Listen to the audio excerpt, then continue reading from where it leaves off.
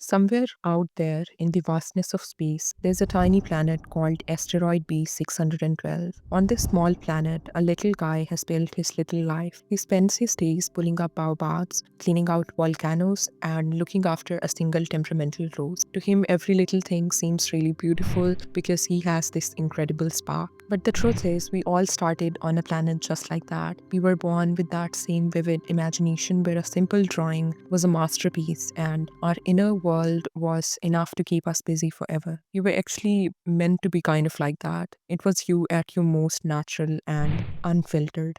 But then we grow up and the world starts giving us its own rules. We are told to stop looking at the stars and start looking at the clock. We are told to care about money and titles instead of what we actually love. Slowly, we stop using our own eyes and we start using theirs. We lose our own lens. I want you to think about something. What is that one thing you love doing, but you stop because the world told you to do something useful instead? Now, I don't mean that growing up is bad. We have to grow up. We have to learn how to be practical and adapt. But maybe we can do both. Maybe we can be sensible on the outside, but still keep a bit of that rich inner world on the inside. And this is exactly what The Little Prince is about. It was written by Antoine de Saint-Exupéry. On the face of it, it looks like a children's book, but honestly, I think we need it more than they do. We all have that little prince inside us. Maybe parts of ourselves are still exactly like him. He's so curious. When he hears something new, he really listens. And he doesn't have biases. He doesn't judge. He doesn't assume he already knows everything. Have you ever noticed that talking to a child feels more real or surreal than talking to an adult? It's because they are actually present. In the book, the little prince travels to different planets, and on each one, he meets a grown up. Each person represents a different adult obsession. Things that grown ups call matters of consequence. The king is obsessed with power. He thinks he rules everything, even the stars, but he's actually all alone. The vain man is obsessed with conceit. All he wants to hear is people clap for him. The businessman is materialistic. He's so busy counting stars and owning them that he doesn't have time to actually look at them. The lamplighter is workaholic. He follows the rules so strictly that he is exhausted. To the little prince, these people are very strange. He's surprised by them because they are so busy, but they aren't actually living. And that is exactly how the world operates today.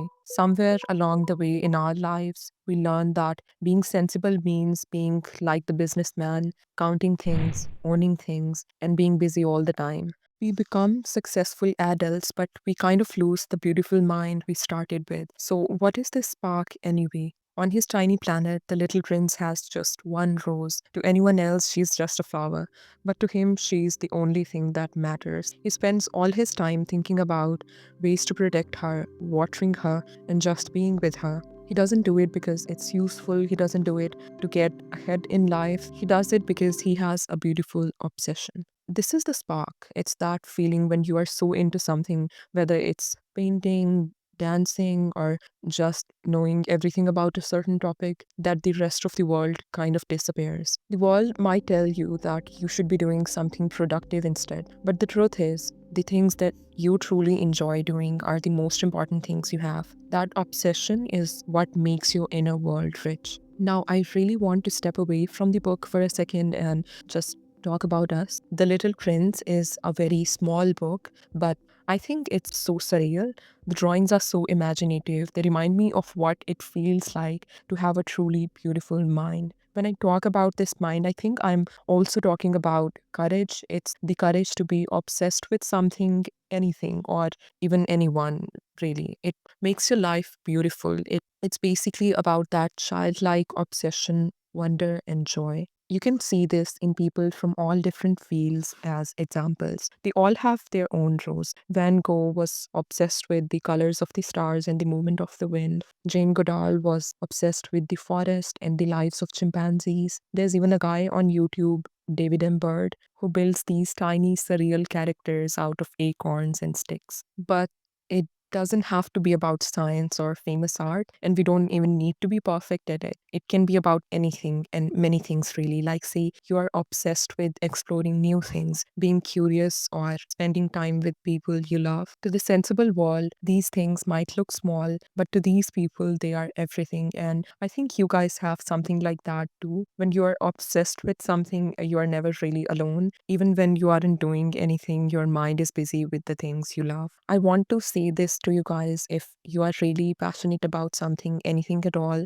even if the world thinks it's inconsequential or a waste of time, being obsessed with that one thing means you have a beautiful mind and a rich inner life. Because when you are doing that thing, you finally feel like yourself, you feel completely you. And I think that is really unique and beautiful. And even if it's a tiny slice of your day, doing things you love feels really surreal or kind of magical. I would love to know about the different things that you guys enjoy doing, because even if it's not that useful from a worldly lens, it's still worth it.